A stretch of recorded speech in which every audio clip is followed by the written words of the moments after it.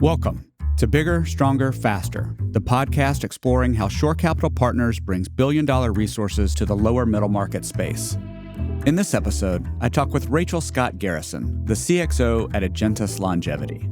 Rachel talks about her transition into the microcap space after years working with and around numerous large and globally recognized companies and brands. She talks about what drew her to entrepreneurship and her lessons learned in her first year supporting the launch of Agentis. Rachel shares some powerful insights about communicating and managing stakeholders, including and emphasizing the founders who choose to partner with Agentis.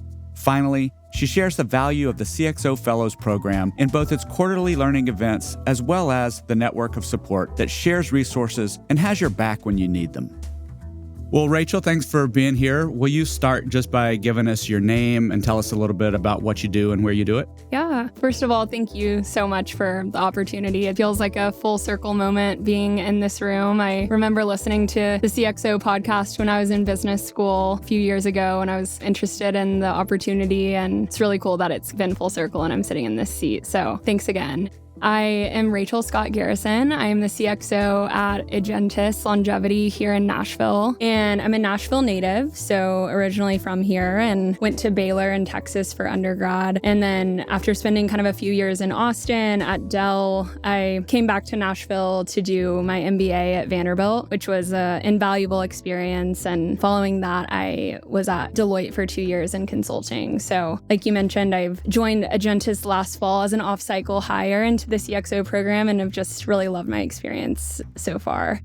Given your range of experiences, what was it that the CXO program provided you that you thought, yeah, that's the next move for me? Well, I've always had an entrepreneurial spirit, probably driven by influence of my dad and my grandfather, who are both entrepreneurs themselves. And my goal has always been to be in an environment where I'm building and running a business or helping to do so. And so that's always been the goal. Early on in my career, I've always sought out roles where I'm able to be challenged and pushed and grow, and probably underqualified for at the beginning. And I think that's really helped me to grow and discover what I'm passionate about. And my friends would probably tell you I over-indexed on every career choice that I made to get to this point, but it's been a journey. And I think every step has taught me something that I've used in my day-to-day being a CXO. So at Dell, I learned the value of sales and performance and reporting and having a pulse on the business. At Visa, I was able to do a customer segmentation project and understand how the payments business model worked and the value of subscriptions and memberships. At Deloitte, I got strategic management experience and was able to peek behind the curtains of some of the greatest minds in business and get that experience. And those are all things that I'm thinking about on a weekly basis. So I think it's really just been serendipitous that this opportunity came about, and I've been able to learn so much so far.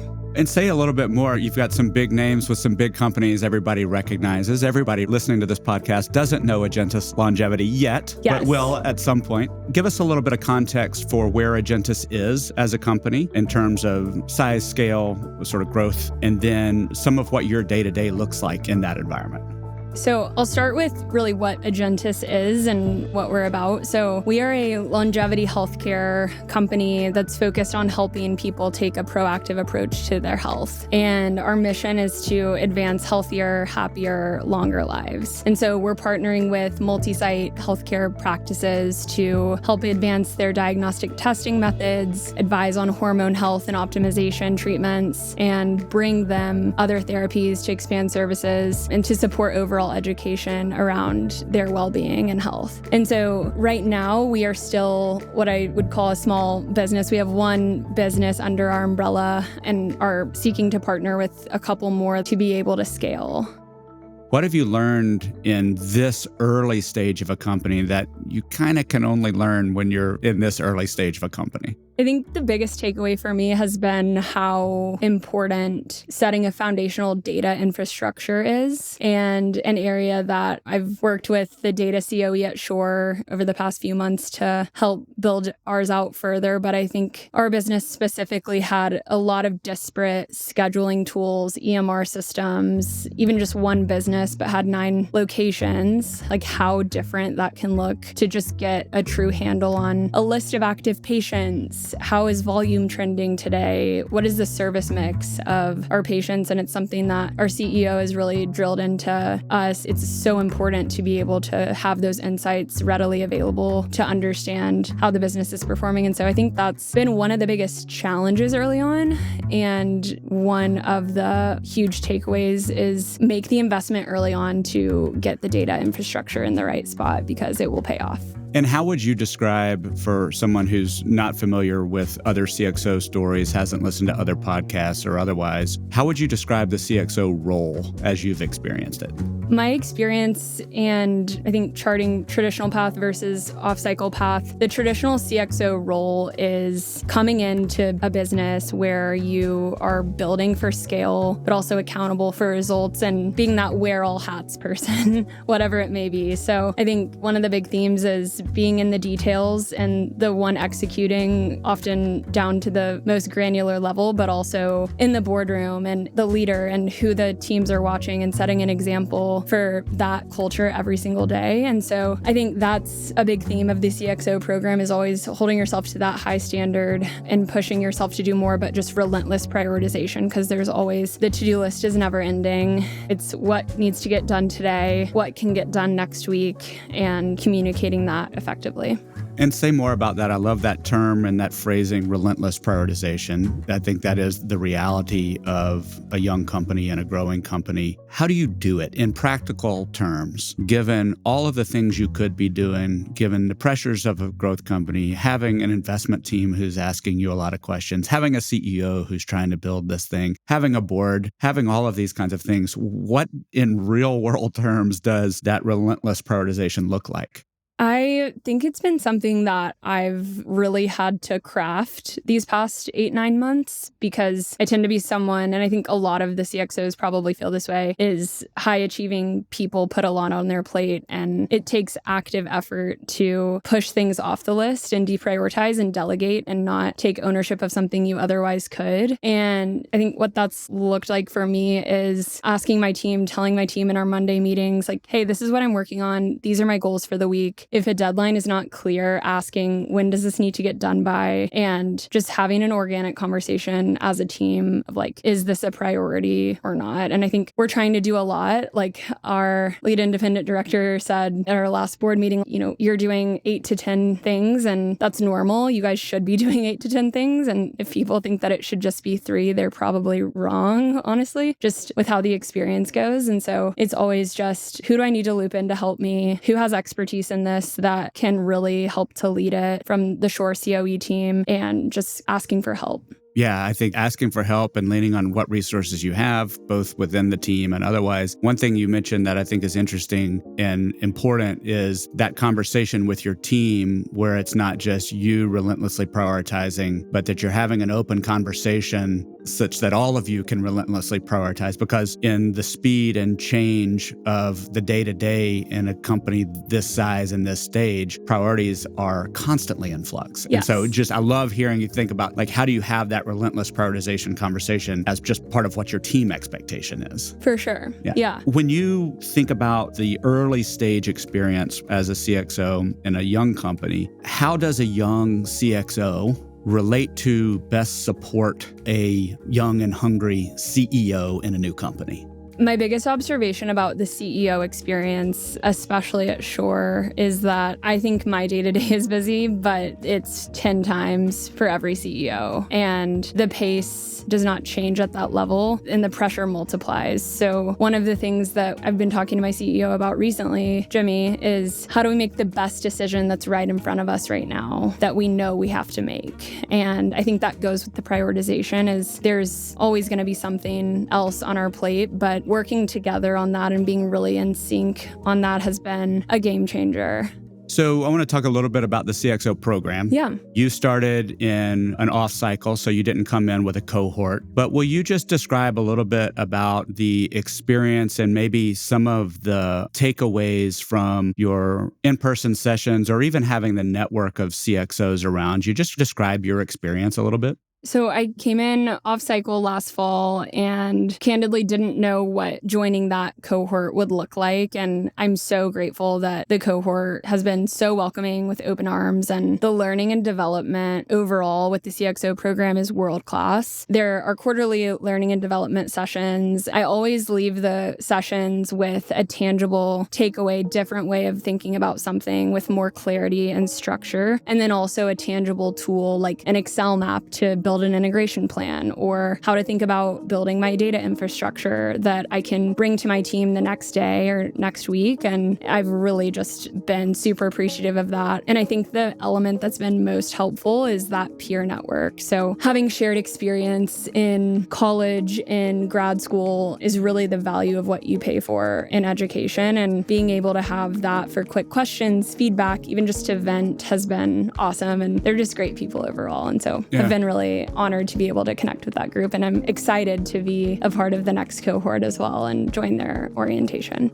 Is there a story or an example from your experience in the CXOs that if somebody's listening and maybe they're thinking about being in the CXO program, or they're still trying to figure out exactly what it is there something that comes to your mind in your experience that really captures the spirit and essence of the program? I think one example in the theme of building foundation for scale and infrastructure when I joined was in the first 3 months, we were trying to define our patient journey and implement our CRM system to be able to have just a patient census program. And so that was a project that I knew a little bit about, but really was just all encompassing of what it means to be a CXO, to meet with the business, define those stages and data definitions, understand the data source and where they're coming from, connect the dots to really technical people and developers who are building our CRM based on that. And that's really high stakes and important because there's going to be field teams and operators and users of that tool after it's done. And how do we make sure it's applicable for each group? Not knowing the answer and taking an educated guess and building an MVP of the tool for phase 1. And now we're doing ongoing optimizations of it to make it better and easier and faster. But I think having never implemented a CRM before, that's just one example of a complex project that only took us a month and a half to do. It was at a fast pace, but still really thoughtful, and took a lot of work to engage with our stakeholders and our teams. And so a piece of advice I would give a future CXO is to understand that context and your stakeholders before any decisions are made, and really understand the impact of the design of any tool that you're working on so that it's, the teams can get behind it and it doesn't feel like a top-down decision.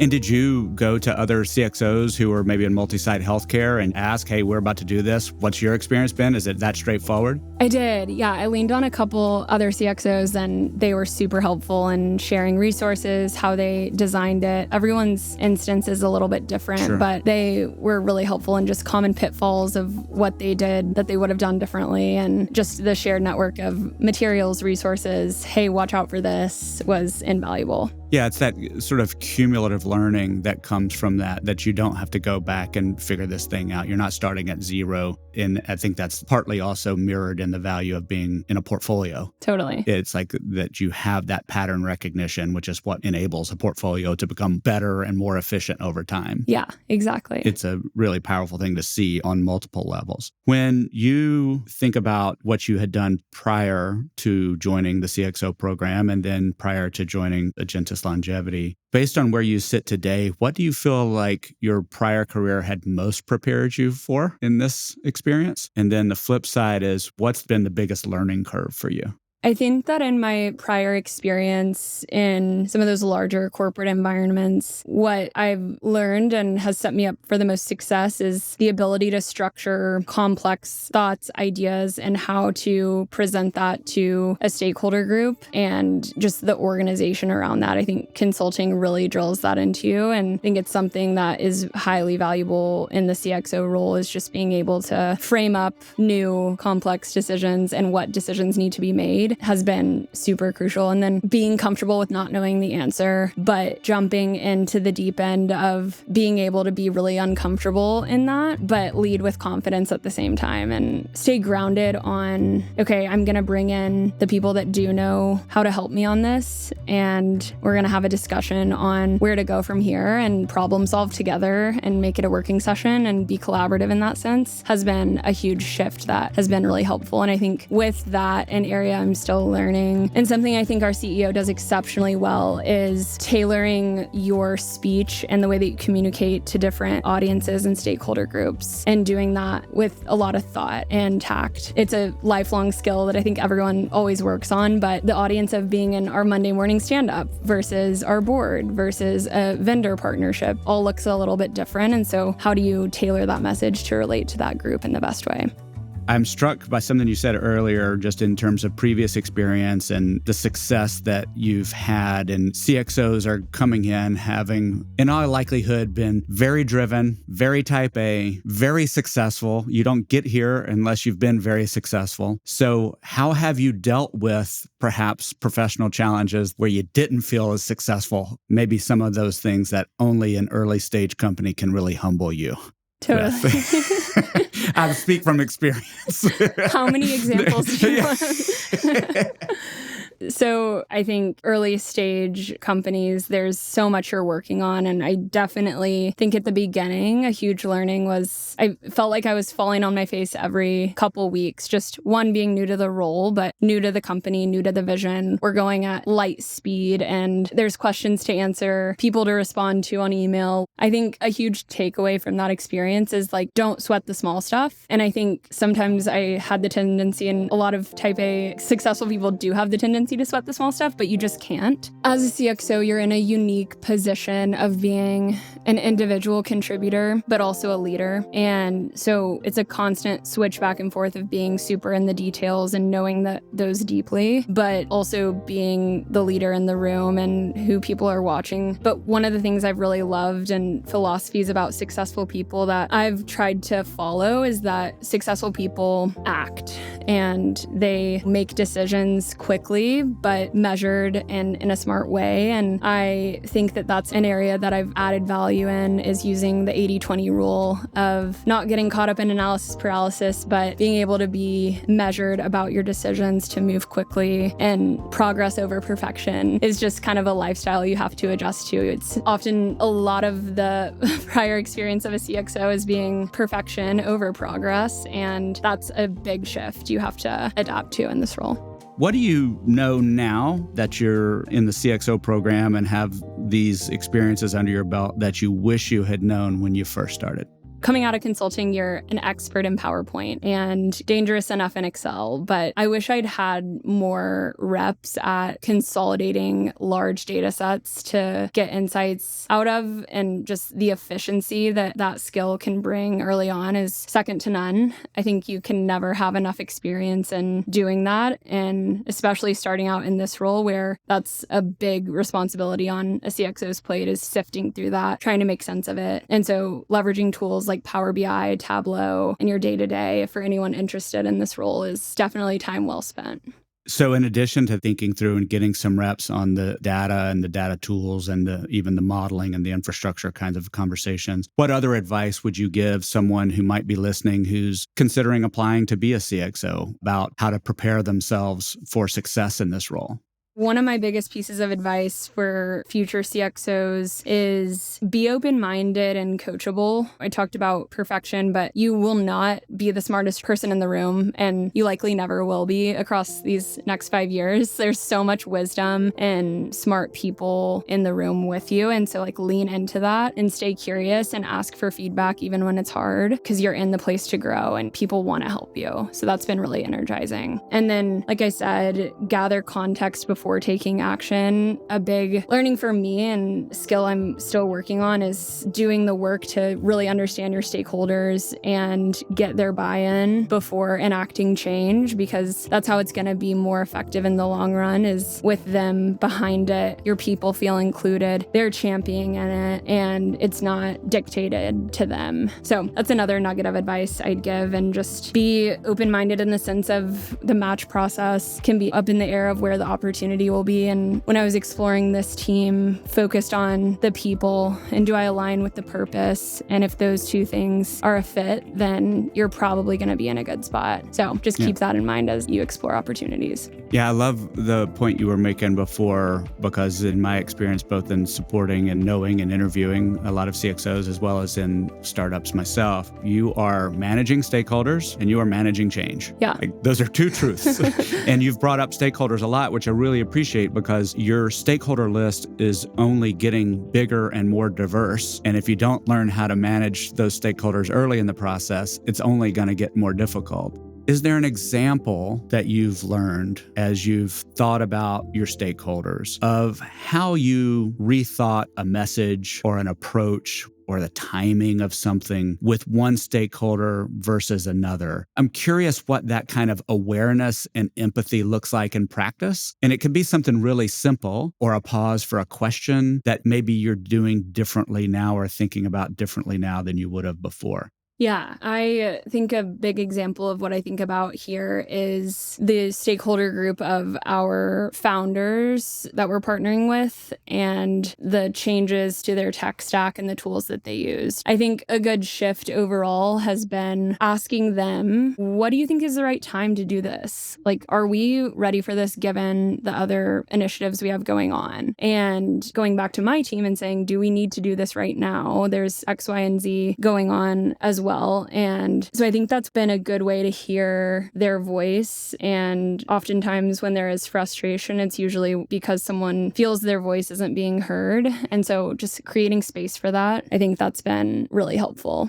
Well, and you said something early that I think is important too, and is something that is true to Shore's philosophy, is the degree to which you're leveraging and leaning on and valuing your founders. Yeah. And the relationships that they've built, whether that's with their team or a vendor or other stakeholders, recognizing like these are the ones who hold some really important relationships. And so continuing to involve them in this process is a strategy I didn't want to overlook, because it's really important. Absolutely. And something unique to Shore, and as well as it's so founder friendly, they're always a part of the puzzle and a part of the picture. And so how do you make them feel heard, a part of the process, but excited about the growth and the change as well?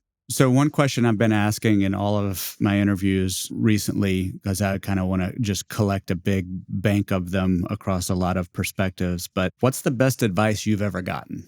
Something that I was reflecting on when prepping for this conversation, and it's really a mantra that our CEO has drilled into us frequently, and I think just applies to a lot of life too, though, is nothing's ever as bad as it seems, and nothing is ever as good as it seems. And I just love that, because it tells you, okay, don't make assumptions about what's going on, fact find and find data to support any hypothesis to like really get to the root cause of an issue that's going on, and you'll probably find that it's a different problem than what you expected. So I think that applies to a lot of areas of life. And then secondly, don't get complacent when things seem like they're humming and good and strong and flowing. There's always something to do. There's always a team member who is having a bad day or could use more attention if you have some bandwidth, and giving people time and energy and the place to respond in that way. And I think that framework has just really been energizing and helped sharpen our management team overall and kept us on our toes.